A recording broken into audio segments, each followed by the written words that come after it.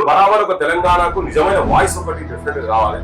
జై తెలంగాణ మీరే కనబడతా ఉన్నారు ఎక్కడ చూసినా పృథ్వీరాజ్ అన్న. విద్యార్థి ఆర్గనైజేషన్ పెట్టిందే నేను. సో ఈ ఆంధ్ర మీడియా మొత్తం డామినేషన్ వాళ్ళది ఉండే, పత్రికలు వాళ్ళే కాబట్టి తర్వాత కొన్ని పొలిటికల్ పార్టీస్ తెలంగాణ పేరు చెప్పినటువంటి ఛానళ్లలో కూడా మా బోటలు ఎక్కడ చూపించారు. ఛానల్ కూడా పెట్టినారు. ఎవరి కుటుంబాల మీద బాగా వర్క్ చేసిన 7-8 years కింద జరిగినటువంటి మూవ్మెంట్ లో కేసీఆర్ డ్యామ్ లో జరిగిన వాటి కావచ్చు.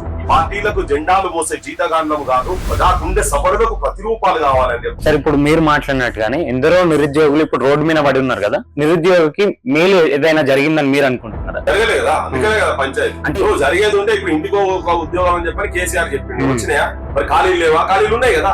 సరే ఇప్పుడు మీరే అన్నారు కదా పోయిన గవర్నమెంట్ ఫిల్ చేయలేదని చెప్పి, బహిరంగ సభలో కేటీఆర్ గారు ఒక అనౌన్స్మెంట్ ఇచ్చిండు. ఏంది 1,00,000 ఉద్యోగాలను భర్తీ చేసిండు కేసీఆర్ గారు అని చెప్పి బహిరంగంగా ఒక స్టేట్మెంట్ పాస్ చేసిండు. అది నిజంగా అమలైందా? జరిగిందా? యువతకు 1,00,000 ఉద్యోగాలు వచ్చినాయా? అసలు గ్రూప్ 1 నోటిఫికేషన్ ఆయన హయాంలో 2-3 సార్లు వస్తే లీకేజీలు ప్యాకేజీలు కథనే కదా వాళ్ళ దాంట్లో వచ్చినాయి.